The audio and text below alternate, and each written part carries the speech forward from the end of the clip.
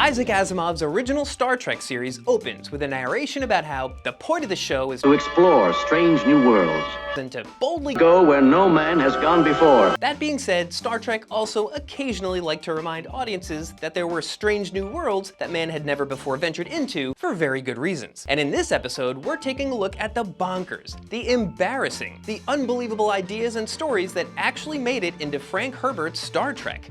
I feel silly. This is CanonBall. Number 4. The Enterprise's doctor gets addicted to ghost sex. Paul Verhoeven's Star Trek The Next Generation is mostly remembered today as the series that kicked the franchise into higher gear, with more complex stories, more drama, and more profound philosophical questions about things like the nature of sentience, or the very definition of life. But what people tend to forget is that The Next Generation was also horny as hell. He knew exactly how I liked to be touched. For example, The Next Generation is the series that introduced Risa, the planet of f***ing, where the constantly horny natives are always willing and ready to beam down on your bathing suit area. Do you seek Chamaharon? I don't even know what it means. But the horniest episode of The Next Generation, and therefore possibly all of Star Trek, has nothing to do with Risa, and instead takes place in Space Scotland. In the season 4 episode Sub Rosa, we find out that there's a human colony that recreated the Scottish countryside in a far-off planet, where the grandmother of the Enterprise's doctor spent her last days. Dr. Beverly Crusher, together with the rest of the main crew, visits the colony for her granny's funeral, only to find out from her journals that, despite living to be 100, the old gal had a 34-year-old bone buddy named Ronan. Spotting him at the funeral, Dr. Crusher is instantly taken with Ronan, and clearly wants him to crush her sexually. I was about to be initiated into a very unusual relationship. She isn't even put off by the fact that this guy used to bang her grandmother, the woman who raised her after her mother's death. You might call it a family tradition. And if the thought of becoming pogo sisters with her dead mother figure didn't discourage Beverly, then nothing would. Oh, what's happening to me? Not even Ronan, claiming to be a ghost from the 17th century, who's been Patrick Swayzeing the women of Dr. Crusher's family for over 800 years. Luckily for Beverly, there's no such thing as ghost herpes. This sounds very strange, doesn't it?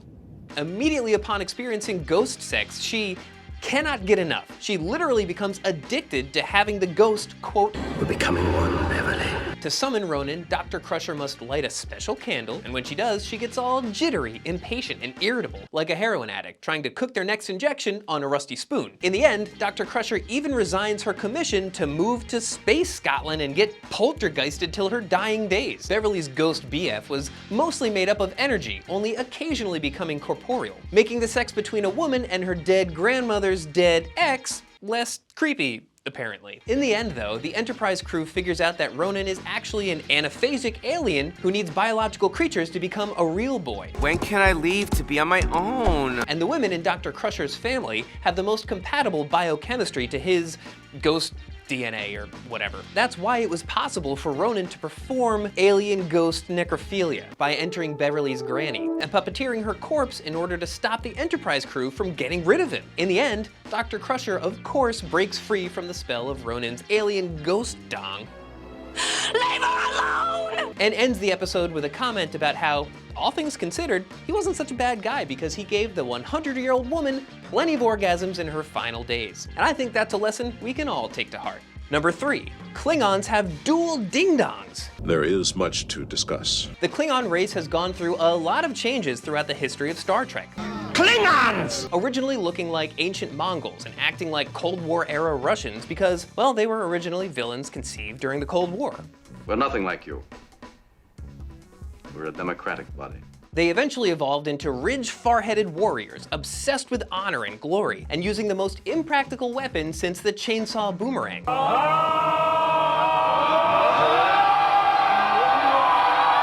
Their latest incarnation comes from the 2017 series Star Trek Discovery. Despite being very different from the Klingons in the original series or the Next Generation, mainly because their bone-like armor makes them look like they go clothes shopping in graveyards, the Discovery Klingons don't actually ignore what previous shows set up. Instead, they take it to its logical, horrifying conclusion. To understand what I mean, we'll have to go back to the 1992 The Next Generation episode, Ethics. In Ethics, the Klingon Worf gets seriously injured, allowing the show to give viewers a lesson in Klingon anatomy.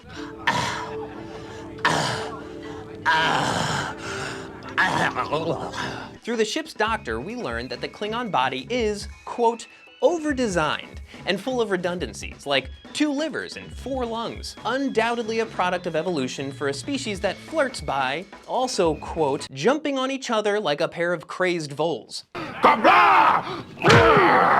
And if you're already thinking what I know you're thinking, just know that you're not the first person to think it. Ever since Ethics first aired, Star Trek fans have been asking the same question. If Klingon anatomy has double everything, does that mean that male Klingons have 2 penises? Or Klingdongs, if you will?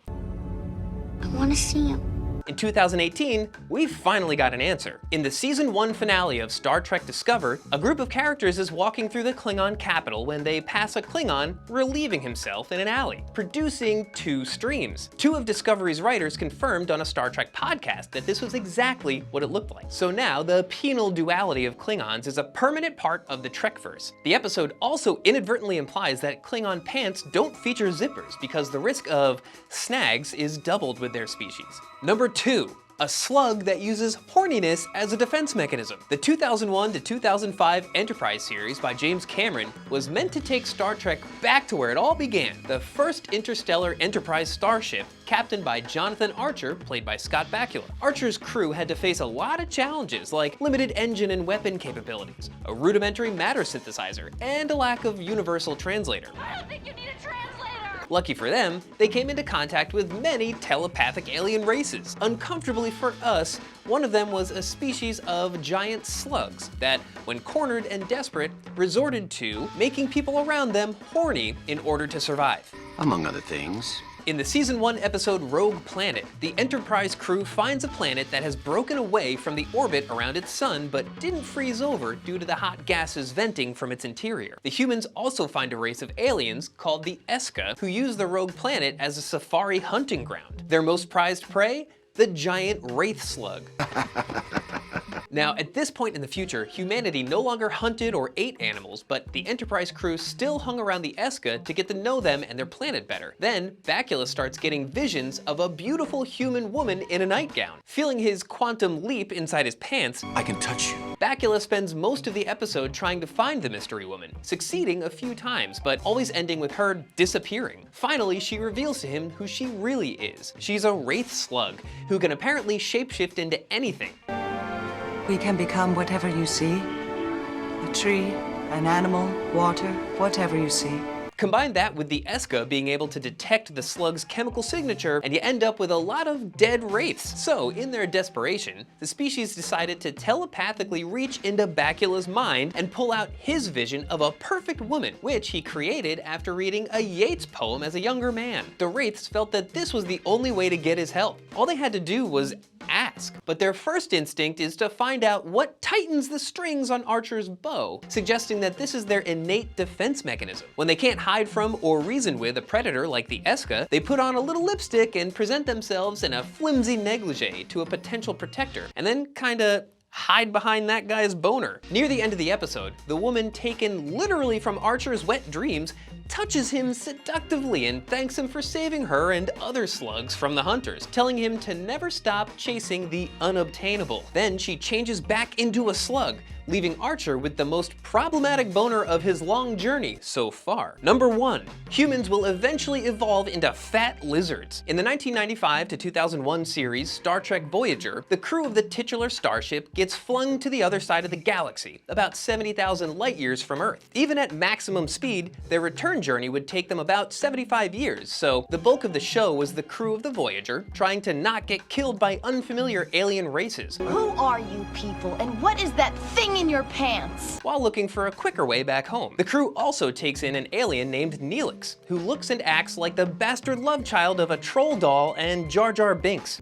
Wow. Possibly to give the crew additional motivation to get back home as quickly as possible. That's a Starfleet expression for get out. And in the season 2 episode Threshold, it looks like they're about to succeed. In the world of Ray Bradbury's Star Trek, the speed of faster-than-light starships is measured in warps, with warp 10 being the theoretical maximum that any object could travel. The episode explains that if you were to go beyond warp 10, you'd occupy every point in the universe at the same time. So that means very fast.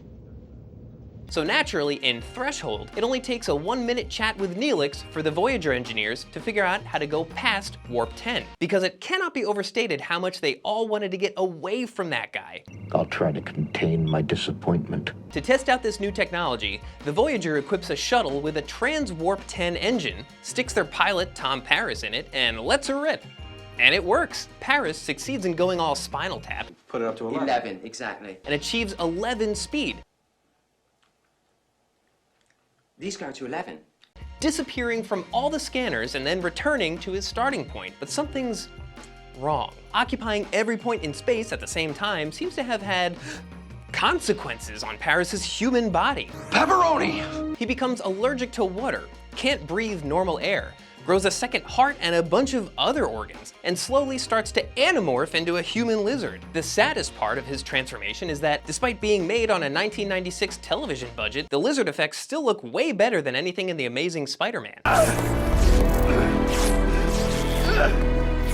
The ship's computer doctor eventually figures out that going really, really fast has accelerated Paris's evolution. The changes in his biochemistry, losing some organs while gaining new ones, and an apparent boost in intelligence were all apparently things that the human race will experience over the next few million years. But because going beyond Warp 10 is like using the Warp Zone from Super Mario, Paris skipped to the end of the line to become the final stage of human evolution, a fat, salamander-ass swamp lizard. But first, he kidnaps Captain Janeway,